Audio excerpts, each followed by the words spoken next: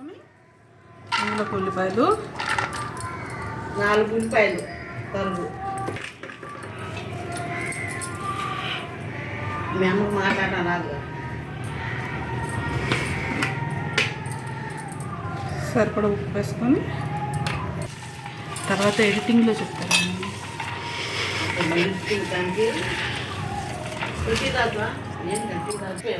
అల్లం వెల్లుల్లి ముద్ద,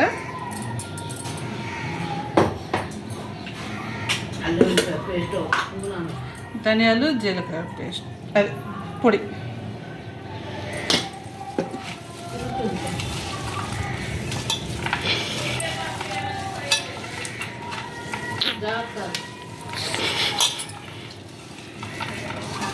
ఇప్పుడు ఇంకా చాపలు 2 kgs ఫిష్, ఉప్పు పసుపు కారం కలిపిన మొక్కలు.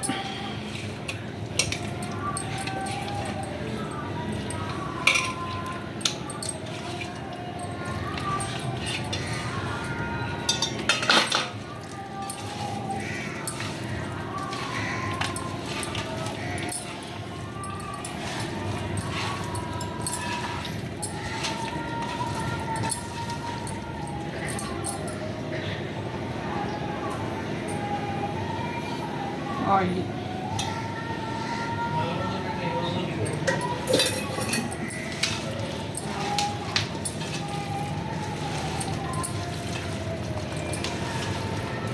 బాగా ముక్కకి పట్టించిన తర్వాత ఇప్పుడు సరిపడా చింతపండు పులుసు పోసుకోవాలి.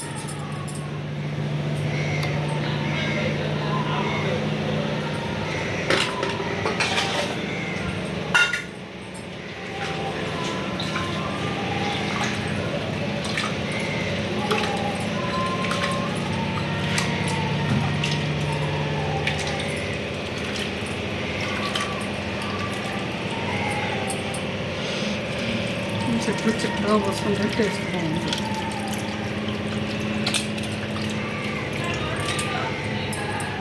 మరి పిండి తెల్లగా రాదా?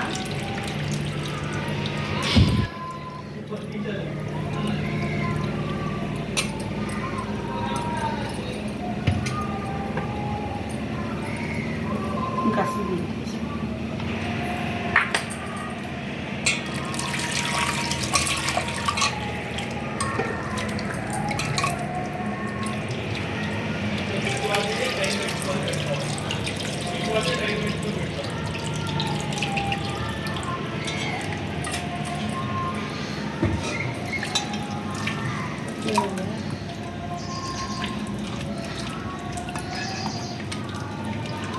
అండ్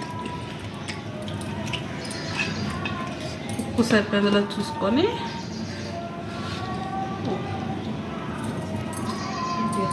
బాగుంటుంది. బయట ఇంట్లో అక్కకేనమ్మా, ఏం కాదులే.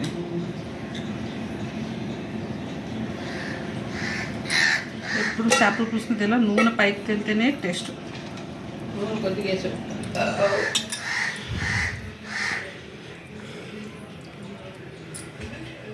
ఒక 10 నిమిషాలు ఉడికిన తర్వాత చూసి అప్పుడు కరివేపాకు పచ్చిమిరపకాయలు వేసుకోవాలి.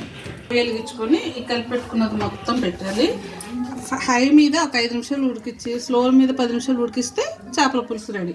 5 నిమిషాల తర్వాత మళ్ళీ ఒకసారి గరిట మాత్రం పెట్టకుండా తిప్పి కొంచెం కరివేపాకు పచ్చిమిరపకాయలు వేసి కొత్తిమీర వేసుకుంటే రెడీ. మనం మంట మాత్రం ఎప్పుడు హై మీద ఉంచుకోవాలి.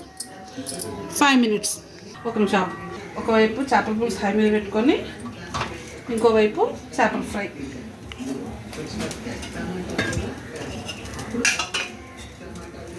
కళాయి పెట్టుకొని చేపల ఫ్రైకి సరిపడా ఆయిల్ వేసి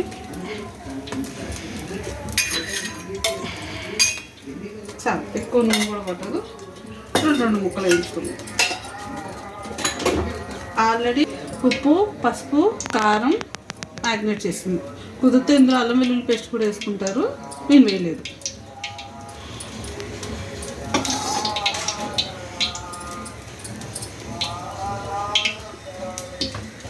నూనె బాగా కాగిన తర్వాత ఒక్కొక్క ముక్క వేయాలి.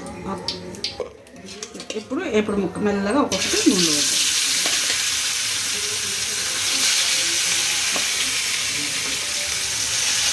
ఒక పక్క ఎప్పుడు అవుతూ ఉంటుంది, ఇంకో పక్క మనకి అది రెడీ అవుతుంది. ముక్కలతో పాటు అప్పుడప్పుడుగా కరివేపాకు కూడా వేసుకుంటే ఆ ఫ్లేవర్ అంతా దానికి బట్టి టేస్ట్ బాగుంటుంది. ఇదిగో కరివేపాకు చక్కగా ఎప్పుడు ముక్కలు చక్కగా వేసుకుని వీటిని కూడా ప్లేట్లోకి తీసుకొని సర్వ్ చేయండి.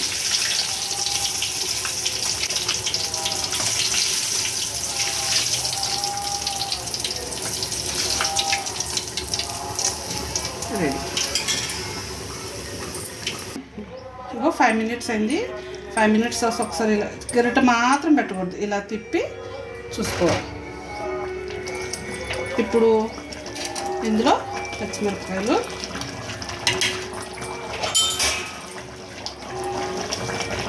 కొంచెం కరివేపాకు వేసుకొని ఇంకొక 5 నిమిషాలు స్లోలో మగ్గించుకుంటే రెడీ. కొత్తిమీర వేసుకొని దింపేయడం. బాగా ఉడికిపోయి చేపల పులుసు దగ్గరకు వచ్చేసింది. ఇప్పుడు కొత్తిమీర వేసుకొని దించేసుకోవడం. శుభ్రం కడిగి కొత్తిమీర సన్నగా కట్ చేసి పెట్టుకొని